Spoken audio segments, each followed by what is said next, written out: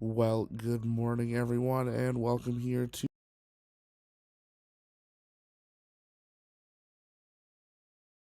Good morning, everyone, and welcome here to the Launchpad and our live launch coverage of Blue Origin NS-33, set to launch in just over 36 minutes from now from West Texas. If it's your first time here, though, welcome. My name is Zach. I'm the founder and host here at the Launchpad, and here at TLP, it's our mission to inform and inspire the explorers of tomorrow because we believe that space is better together, and we're glad to have you joining us live here today for the 13th human spaceflight mission for New Shepard, the 33rd launch of New Shepard in its history.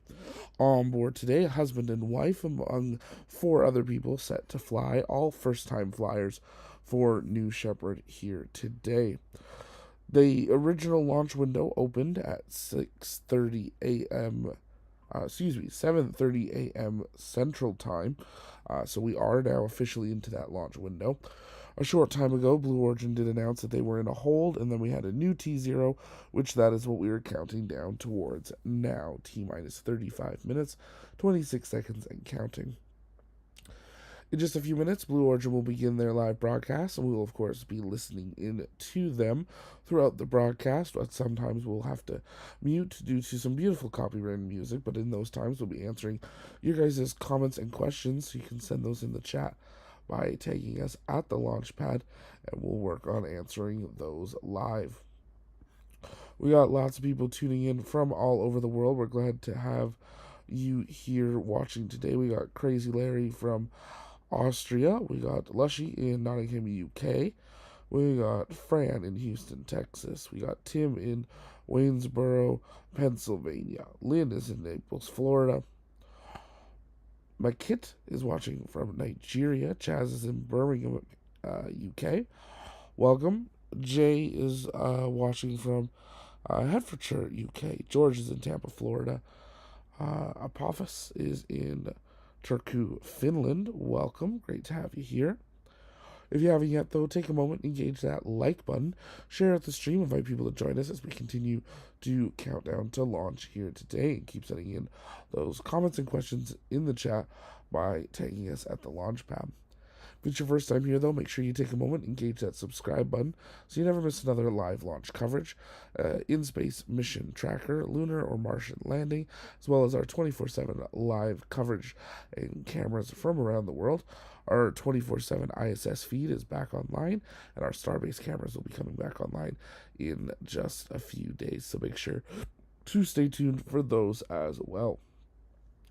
When will AX4 launch this weekend? That's a really great question. I think we're all asking the same thing. We're riding the wave of updates from SpaceX and NASA as they continue to look for new launch dates for AX4.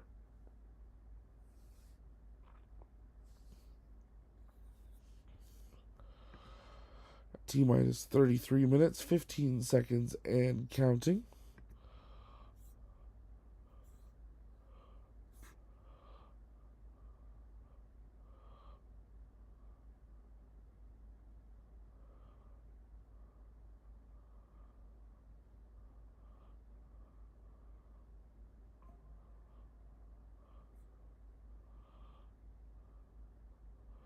Jazz is watching from Tulsa, Oklahoma. Steve is in Phoenix. We got Greg in Sydney, Australia. Welcome. Adrian is watching from Miami. We got Bart in Belgium. Joyce is from the U.S. Welcome. Good morning, or maybe afternoon or evening, depending where you're joining us from. We are counting down just under 32 and a half minutes till launch of the 33rd New Shepard mission, the 13th ever crewed mission for the New Shepard program.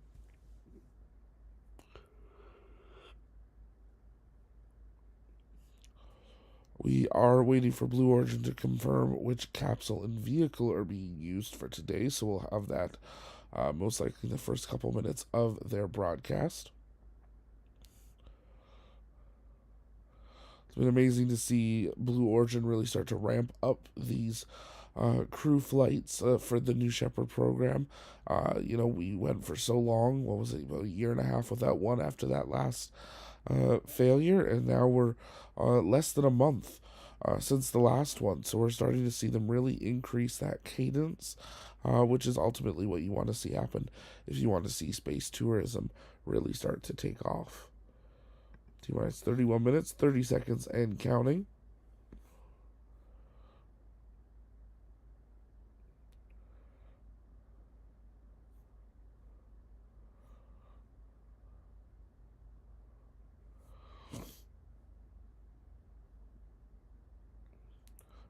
Steve, I heard that SpaceX's engines advancements will lead to boomless supersonic travel. So the boomless supersonic travel is actually Boom Aerospace, not SpaceX. They are different companies, but Boom Aerospace has developed an engine that is boomless when traveling at certain altitudes, and because of that, they have proven that in test flights, and they are now in development of their first full-size commercial aircraft. They're expecting to have that for test flights in about 4 years. But the United States government has now repealed the ban on supersonic flights in the United States, which is what one of the big barriers Boom Aerospace thought it'd be fighting over the next few years is to see that law actually be changed. But President Trump and his administration had met with the CEO, have actually one of the models of the supersonic plane, and ultimately did go to the process of repealing that rule that supersonic flights can happen if they're boomless, which is really, really awesome to see. Let's listen in. I am Tabitha Lipkin. And howdy, I'm Eddie Seifert. And this is New Shepard's 13th human flight.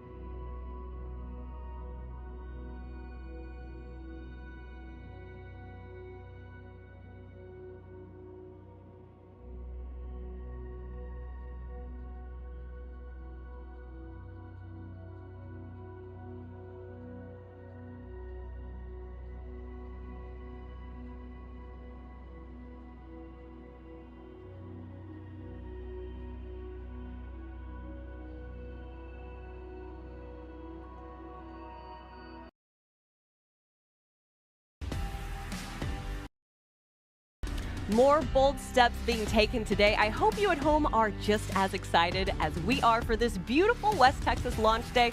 Once again, I'm Tabitha Lipkin, and I am joined today by Eddie Seifert, who, by the way, if you didn't know this, just celebrated 11 years right here at Blue Origin. Thank you, Tabitha. I'm just so excited to be a part of this rocket ship. It's been quite the adventure over the last 11 years, but it's great to be here today. This is our 13th human flight and 33rd mission overall, and like so many that came before today, it's a great day to fly in West Texas. It really is. You can see it right behind us. New Shepard offers everyone, young and old, a life-changing experience. We have successfully flown the youngest and oldest astronauts across the Kármán line. It really shifts their perspective about Earth's fragility and why it needs to be preserved. This distinguished crew, it includes Leland Larson, Allie Kuehner, her husband Carl Kuehner, Freddie Rescigno Jr., Owolabi Salis, and James, who likes to go by Jim, Sitkin. And we're going to have more on this incredible crew of NS-33 coming up here shortly. So I know a lot of you right there, you can see them. There they are, ringing the bell. Oh, this is live right now. We're taking a look as they're getting ready to get into the capsule. We'll hear more about Lee, but that blue hair he's rocking today, very much in theme. So exciting. they're going to light this candle. When they walk across this bridge and they ring this bell, it means so much to them, and they're often thinking of loved ones or what really led up to them being able to take on this moment. And I know you at home, we have some viewers who are watching that are thinking, gosh, I want to do that. I want to ring that bell. And I know it's at the very, very tippy top of my bucket list, but here is the cool thing. You can absolutely be a part of one of our next New Shepard launches, getting to see this big, beautiful blue planet we call Earth from above the Kármán line.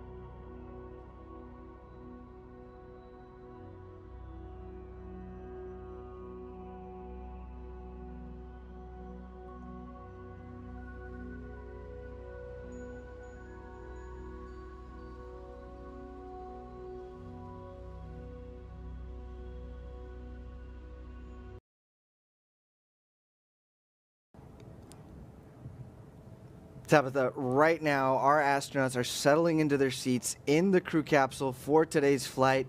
I mean, that show that we just saw, the teaser, that every detail has been curated for this crew to prepare for this moment, right? We saw them walk earlier across the bridge towards their capsule, and on the bottom right of your screen, they were entering the hatch. Yeah, it's an exciting thing to see live. Normally we're showing you moments ago, but this is all happening as you're watching your screens right at this moment, getting settled into their seats and preparing to cross the Kármán line. What an achievement and an accomplishment for so many who took these steps before us. Pretty exciting stuff. Right, and as we see shots of the crew capsule, right, we see the name of today's crew capsule, RSS Kármán line. That's reusable spaceship Kármán line, getting ready for flight today. There's crew member 7, Laura Stiles, who's been with the astronauts over the last 3 days, helping them train, helping them prepare so that they are ready for this moment. Yeah, so if you didn't know, Laura Stiles is a part of our CM7 crew. And Eddie, you want to tell our viewers a little bit more about what CM7 does? Yeah, so our crew member 7s today are going to be Rob Freelowski as Capcom Capsule Communicator and Laura Stiles. And we're going to hear from them here shortly on the comms check. You the same. But, sorry, we are hearing the comms check, We so let's are. listen in. Let's listen.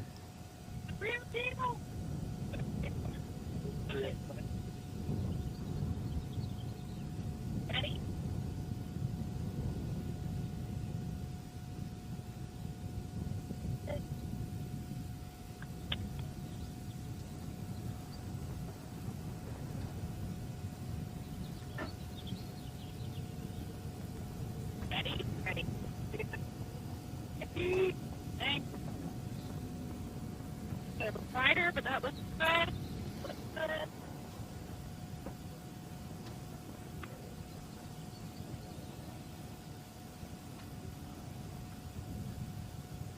You guys ready?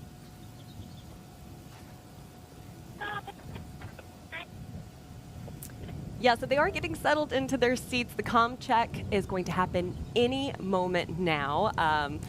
It's a very exciting thing. So as you were saying, Rob Freelowski is going to be doing that check with our astronauts, Laura Stiles, making sure that they are settled in. And goodness. I mean, this is the most exciting part. It has to be for the Astros. And that's the namesake of crew member 7, right? We've Right. got 6 seats in the crew capsule. Every seat is a window seat. But crew member 7 is the 7th person. And while they're not there physically with you, they can communicate with you through the whole flight. They've been with you through the whole process, and they're there in spirit, essentially going to space with It's you. kind of like the 12th man. You and I, we're Longhorn fans, but we know the Aggies have the 12th man. It's kind of like that. That's right. That's right. Inspiration there. And a great shot there of the launch pad with New Shepard and our astronauts preparing for flight today. Let's talk a little bit about New Shepard in the sense of we've got the RSS Carmen line, but this is also booster number 5. That's correct. This is tail 5. So we recently commissioned this tail and added it to our fleet of reusable spacecraft. And this rocket launch booster now is going for its 4th flight today. Excellent. Yeah, great shots there of New Shepard on the pad, getting settled, and we are expecting that check any moment now. So just for a moment, we're going to toss it over to the rocket. We are getting little glimpses of that, so I know you guys want to listen in.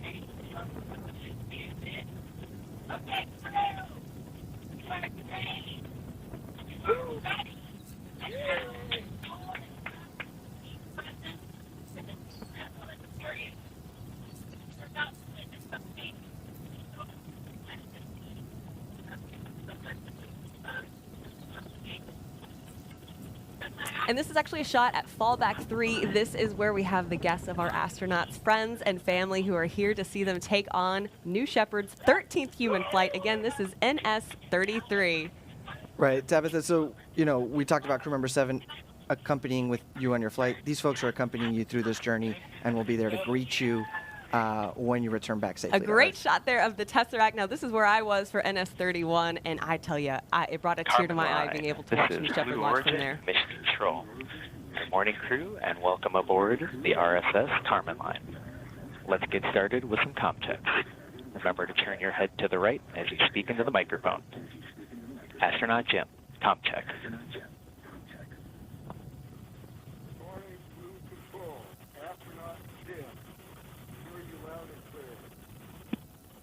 Copy. Astronaut Buzzy Lee, comm check.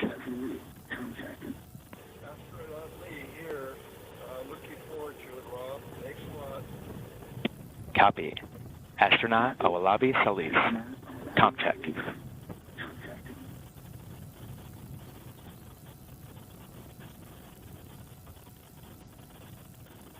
Astronaut Salis, please remember to push your push-to-talk button and respond if it is loud and clear.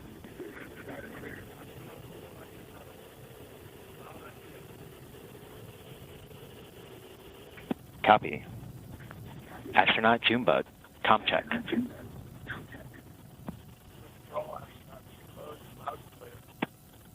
Copy. Astronaut Kuehner, comm check.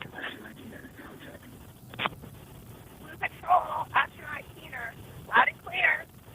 Copy. And Astronaut Hunter, comm check. Loop control, astronaut Hunter, all clear. Copy all.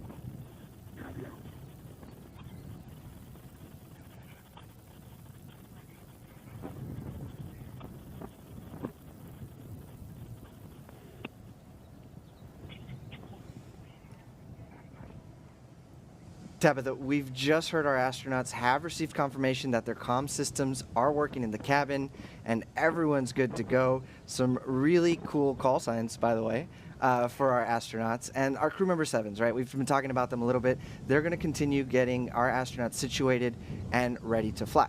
Now, every crew has a special crew name, and this crew has named themselves the Solstice 33. That's right, because of the summer solstice, which is pretty exciting. We are about T-minus 17 minutes from New Shepard's 13th human flight, and there's so much going on right now. You know that they are feeling extra excited. But right now, it's time to finally meet the crew of NS-33, starting in seat number 1. In our first seat, we have Jim Sitkin. Jim practiced law in California for 4 decades before retirement. Jim is a volunteer for a global NGO, facilitating meetings with government and community leaders in Central Europe and Sub-Saharan Africa.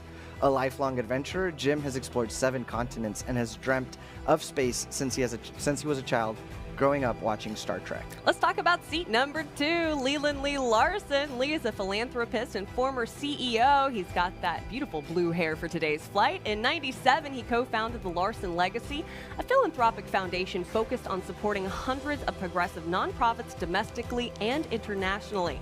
Early in his career, by the way, he was a teacher who worked in the Army, counseling soldiers on their educational aspirations. Very cool. And he served as a delegate to the Constitutional Convention of 1968, which wrote the present-day Constitution of Hawaii. Aloha, huh? In seat number 3, Owolabi Salis. Owolabi is an attorney and a financial consultant.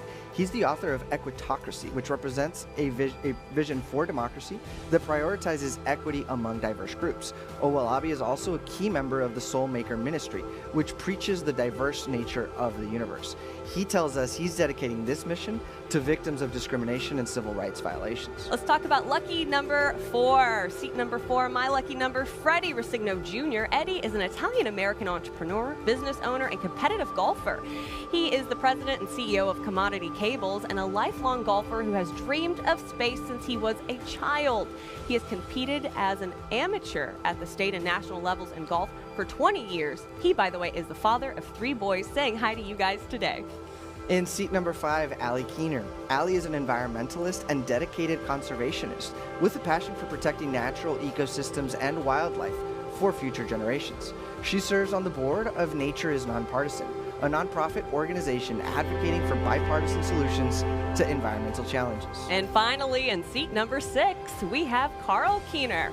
Carl serves as the chairman of Building and Land Technology, also known as BLT. I myself love good BLT. He is deeply committed to conservation. Carl champions efforts to sustain, restore, and enhance wildlife and natural habitats, sustainable food systems, and environmental restoration projects through business strategy and philanthropic initiatives. Pretty exciting crew to have together today. A lot of conservationists, which makes my heart so happy. No, that's right. And Solstice 33, right, drawing inspiration from the astronomical phenomenon happening around them as they go to space today. What a cool time and a cool place to be as you're doing this. But additionally, we have to talk about the patch. I love talking about the patch. Some key things to look for on NS-33 in this patch are the following. Starting at the top, a lotus flower, which symbolizes Salis' spiritual journey.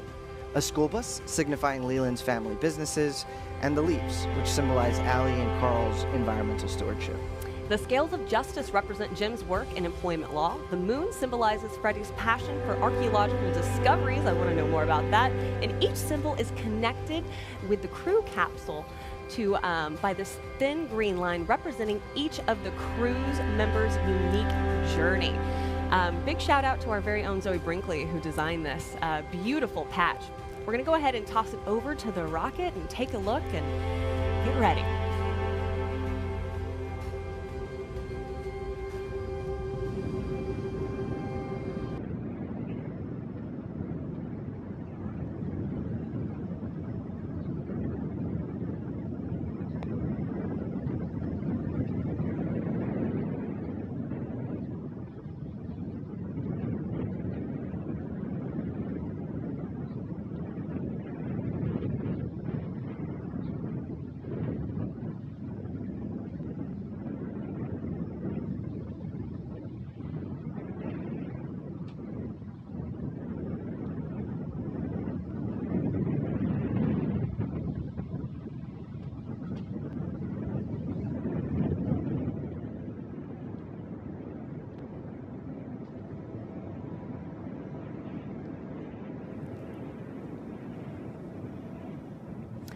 So we want to take a moment to also talk about New Shepard's and its offering for a life-changing shift in perspective. To date, New Shepard has flown 64 humans above the Kármán line. That's 9.1% of all people above the Kármán line.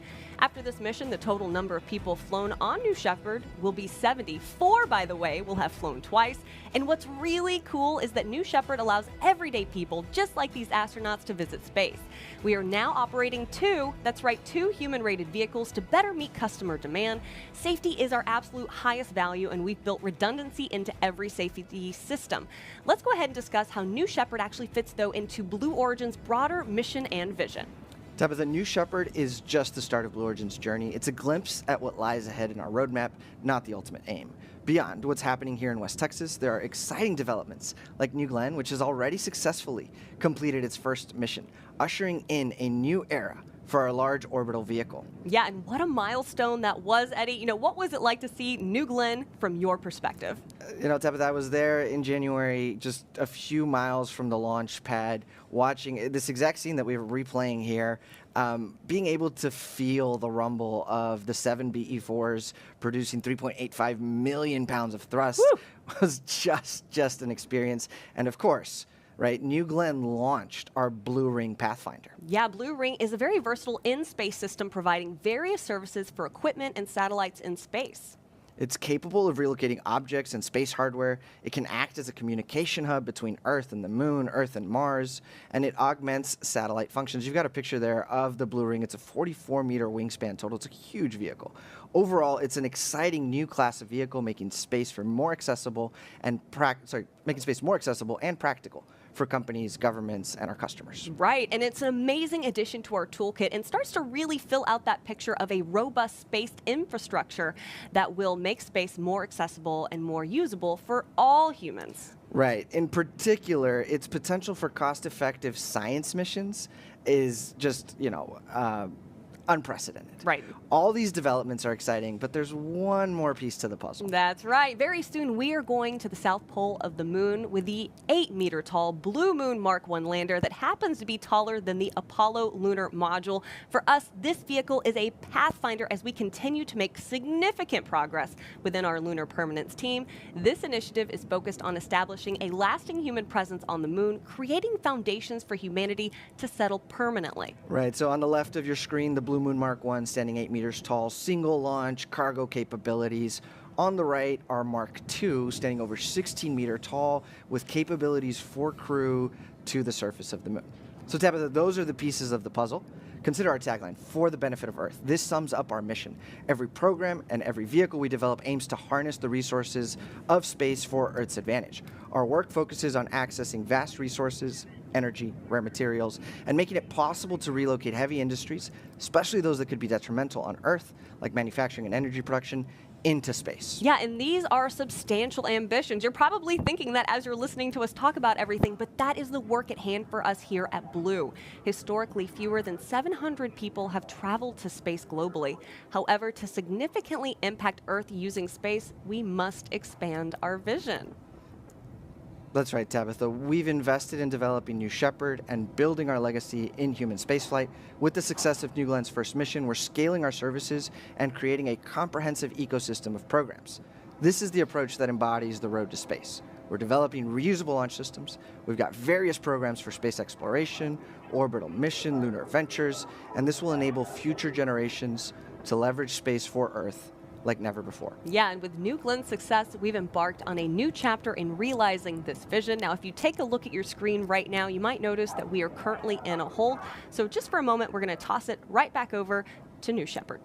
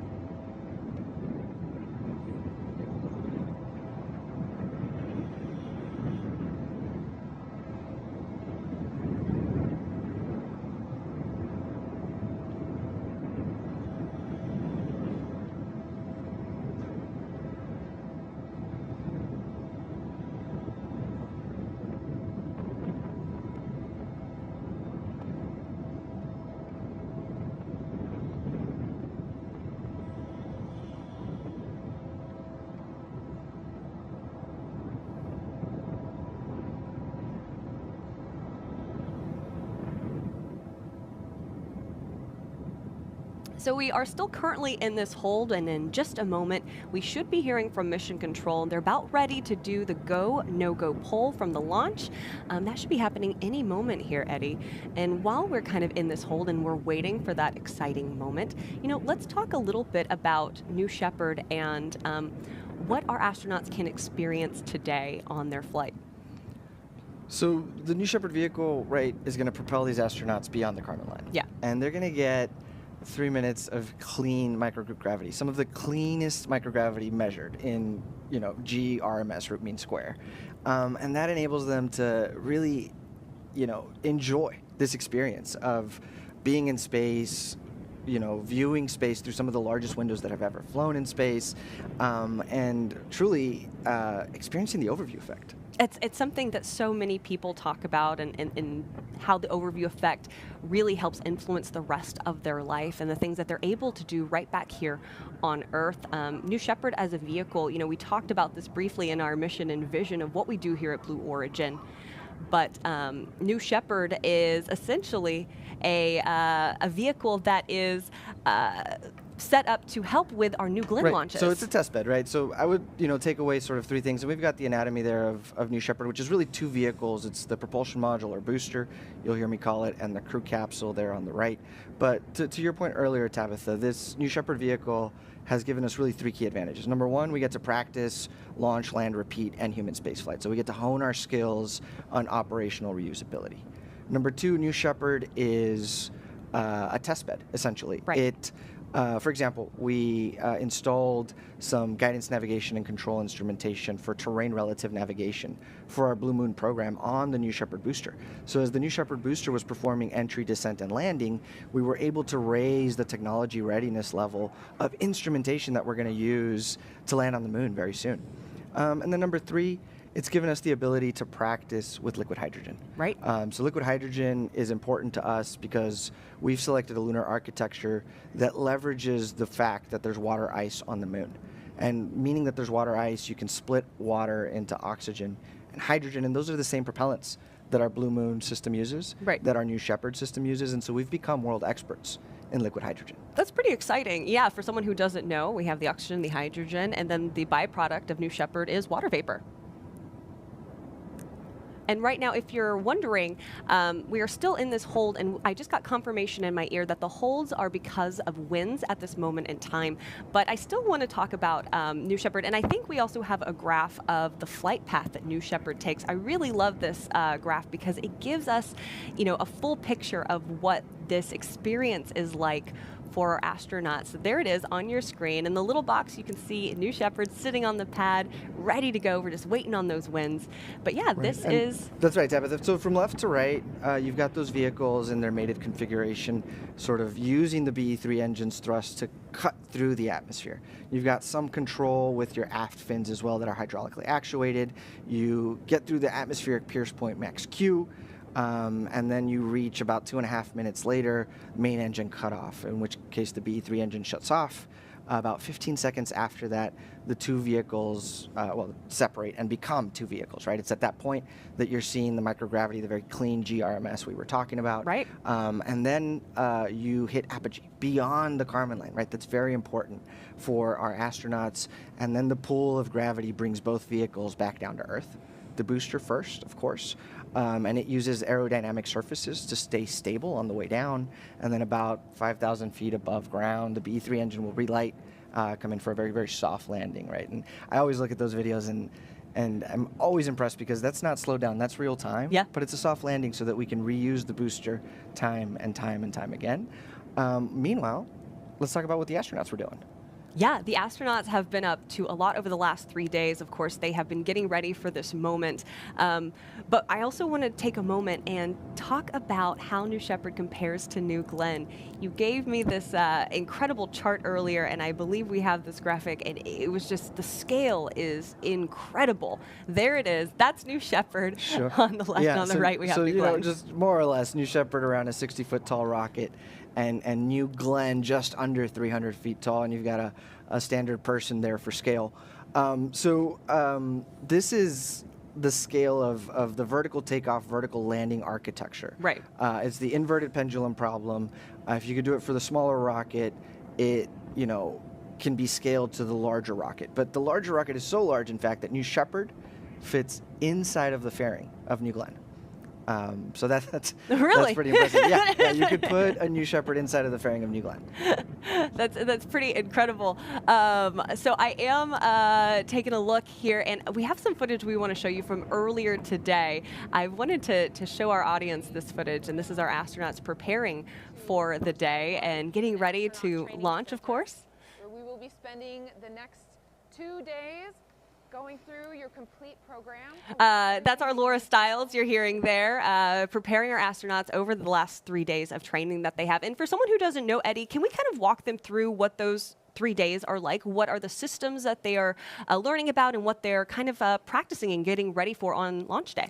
Right, so we want our astronauts to have a very good understanding of the technical specifics behind New Shepard, but then we also want them to be very comfortable with the hardware they're going to use. So here we're seeing, for example, astronaut Freddie Rescigno practicing his harness, Lee getting his harness, and you get to practice that. You get to choreograph every move of your flight, right? So that when you're up there, you can maximize every second of microgravity. Right, you want to take it all in. Right now, however, I want to let our audience know I am now hearing that the flight has been decided to terminate the countdown for today based on weather conditions. Out an abundance of caution, we are scrubbing today's flight, and once the turnaround plan is confirmed, we will announce a new launch window. You can follow us on social media for updates. Thank you so much for joining us today.